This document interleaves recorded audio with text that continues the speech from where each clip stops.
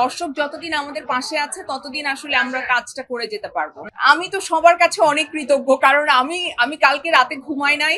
আমি তো আসলে বিভিন্ন রকম চরিত্র এক্সপ্লোর করতে চাই, তো এরপরে আমি চেষ্টা করব ঠিক এই ধরনের পুলিশের চরিত্র না করতে।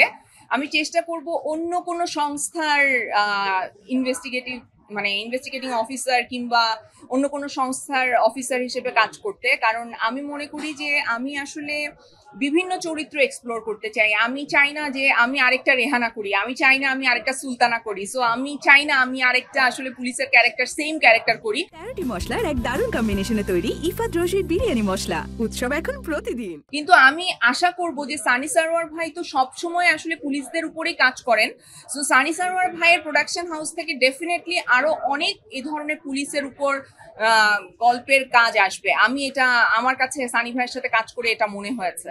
আমি তো সবার কাছে অনেক কৃতজ্ঞ, কারণ আমি কালকে রাতে ঘুমাই নাই।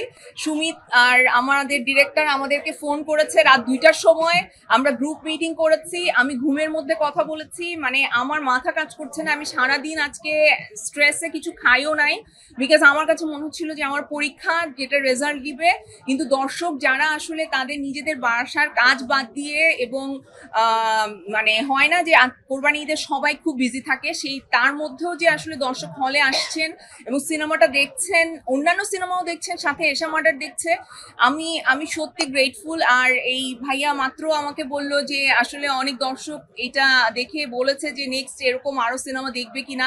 এটা তো আসলে অনেক বড় একটা ব্যাপার আমাদের জন্য, so thank you very much যারা আসলে আমাদেরকে সাপোর্ট করছেন। আমি সব সময় বলি যে দর্শকের জন্যই আজকে আমরা এখানে, সো দর্শক যতদিন আমাদের পাশে আছে ততদিন আসলে আমরা কাজটা করে যেতে পারবো।